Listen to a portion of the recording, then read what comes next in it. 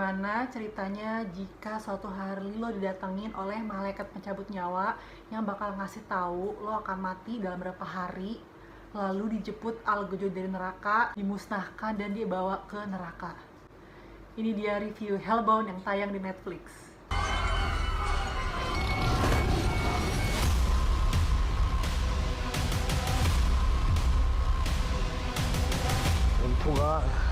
Assalamualaikum warahmatullahi wabarakatuh. Hai, welcome back to my channel bersama gue Inka. Jadi tanggal 19 November kemarin Netflix akhirnya nayangin sebuah K-drama dystopian series judulnya Hellbound yang terdiri dari 6 episode. Masing-masing episodenya itu berdurasi hanya kayak sekitar 45 sampai 50 menitan gitu ya. Jadi gue kemarin tuh nonton ya 2 hari ya, nggak nyampe 24 jam gitu bisa nyelesain. Jadi untuk genre sendiri bisa dibilang kayak ya thriller, horror, supernatural gitu ya, yang sebenarnya sih bukan genre favorit gue gitu. Jadi kalau lo suka tipe-tipe horror kayak model Midnight Mass, Sweet Home, atau The Eight Night ya, mungkin lo bakal suka gitu ya. Nah, kenapa gue tertarik nonton? Karena gue tahu sutradaranya ini yang bikin Train to Busan, yaitu Yeon Sang-ho. Nah, K-drama ini juga merupakan adaptasi dari webtoon dengan judul yang sama. Oke, jadi ini untuk jajaran cast-nya ya lumayan banyak ya. Mungkin lo yang suka drakor ya akan familiar dengan nama-nama mereka gitu ya. Jadi ceritanya sendiri tuh dibagi kayak 2 fase gitu loh. Sebenarnya masih cerita yang sama. Jadi 3 episode pertama tuh kayak untuk pengenalan karakter, pengenalan fenomena aneh ini gitu, yang episode 4 sampai 6 itu kayak era new normalnya lah gitu. Kayak era barunya gitu. Menceritakan sebuah kondisi dystopian gitu di Korea, di mana ada fenomena orang-orang tertentu mendapatkan pesan dari malaikat, mereka akan meninggal dalam beberapa hari, dan kepercayaan itulah yang dibangun oleh sebuah kelompok atau sekte organisasi keagamaan bernama Kebenaran Baru gitu ya, atau The New Truth gitu ya. Mereka meyakini bahwa setiap orang yang didatengin oleh titah, istilahnya kayak malaikat gitulah gitu, adalah orang yang berbuat dosa gitu, hingga kekacauan pun terjadi. Dan terkuaklah misteri-misteri di balik teori si kelompok kebenaran itu. Ya, jadi gue gak mau terlalu detail tentang sinopsisnya gitu, karena kayaknya akan lebih seru ketika lo nonton sendiri sih gitu. Oke, jadi hal yang gue suka dulu di sini, menurut gue tuh ceritanya unpredictable sih. Kayak gue gak tahu nih arahnya tuh kemana gitu loh. Bahkan karakternya aja, siapa yang protagonis sama antagonis tuh kayak serba nyaru gitu, kayak bisa berubah. Terus juga pesan sama isu yang diangkat tuh juga sebenarnya ini dalam. Jadi gue kayak episode awal tuh kayak gue jadi kayak merenung, berpikir ya Allah serem banget ya begini ya, kalau neraka di dunia aja kayak gini gitu, gimana ntar di akhirat nanti gitu. Kayak penuh dengan dark social commentary. Dan menurut gue kayak khasnya series ini kan adalah penampakan si 3 Algojo yang dengan CGI seperti itu ya.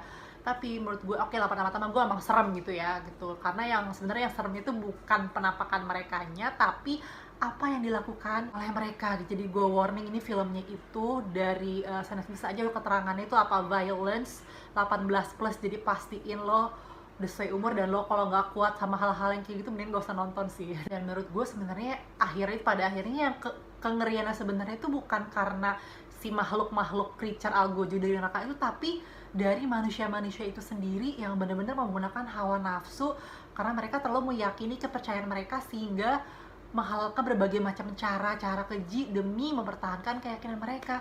Itu sih yang lebih ngeri bagi gue.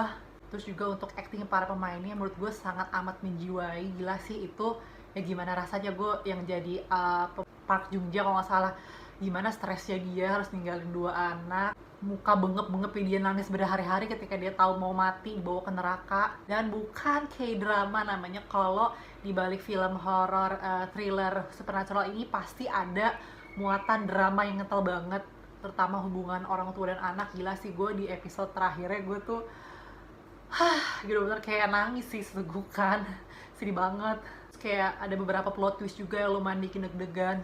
Terus juga ada karakter unik seperti si broadcast joki ini ya, kayak ya semacam YouTuber live streaming gitu ya, yang dia ya memang gimmicky sih gitu, cuma dia ikonik dan menyimpan sebuah dia sendiri juga ada misterinya, dimana dia adalah kayak pelopornya Arrowhead itu, yang remaja-remaja labil yang nggak ada otaknya gitu.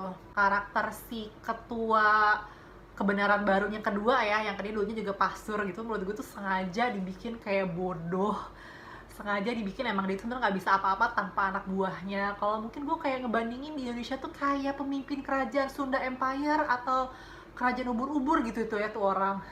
Nah kalau yang kurang menurut gue untuk CGI-nya sih menurut gue kayak biasa aja sih, kayak kurang ada sesuatu yang spesial banget. Pada akhirnya pesannya gitu kesimpulan memang kita dibikin agak terkecoh ya gitu. Gue yakin nih ya bakal ada season keduanya sih banget. Sayangnya juga nih ada beberapa karakter yang kayak di awal-awal tuh menurut gue kayak jadi kunci. Gue pikir bakal nongol lagi di episode 4 selanjutnya, tapi ternyata dia nggak nongol lagi. Ya mungkin akan nongol di season 2 juga ya. Jadi ini memang kerasannya sih bukan yang kayak jenis violence model-model film The Raid apa slasher gitu sih, enggak ya. Cuman di sini juga nggak ada sedikit unsur komedi itu sama sekali nggak ada gitu. Oke, kita akan ngebandingin dengan Squid Game, memang film yang memang series yang serius, tapi entah beberapa di Squid Game tuh ada beberapa karakter dialog tuh masih bisa bikin ketawa gitu. Ini bener-bener serius. Jadi skor dari gua 8/10. Itu jenis film yang bisa bikin lo mikir gitu. Kalau lo suka adrenalin, ya lo lagi pengen nikmatin sesuatu yang bisa menggoncang jiwa lo gitu ya. Sekarang gue masuk ke spoiler talk ya. Bagi yang lo udah nonton silakan lanjutin, tapi belum nonton stop di sini dulu ya, takutnya bocor atau lo nggak masak. Nah spoiler saya lanjutin. Jadi gue mau ngebahas scene yang paling yang paling mengganggu pikiran gue sih. Memorable tuh bukan memorable in a good way, cuman yang bikin mengganggu gitu ya, waktu si ibu-ibu yang sakit kanker ya, ibunya si pengacara itu. Ya Allah, itu benar-benar gue sama ketika si profesor itu ya, yang gue ngerasa dia tuh kayak wah ini pahlawannya nih, ini protagonisnya nih, bisa menyelamatkan dunia nih, baik banget orangnya gitu kan. Ternyata dia dengan mati sama si arrowheadnya tuh dengan cara seperti itu, gila tuh nyesek banget sih. Ya sama yang episode 4 awalnya ketika mereka udah mulai era baru, terus tiba-tiba si malaikat tuh nyamperin anak bayi cuy, baru lahir berapa jam gitu. Gue sumpah gue kesel banget loh, kayak boy, itu anak bayi baru lahir gak ada dosa ya. Oke, sekian aja review dari gue. Gimana mungkin teman-teman yang udah nonton, apakah lo suka atau lo nggak suka, atau bisa share ke gue bagian scene yang bikin lo pilu dan ngilu tuh yang mana aja. Just let me know di kolom komentar. Terima kasih udah menonton. Jangan lupa dukungannya untuk like, share, dan subscribe video ini. See you on the next video. Bye bye.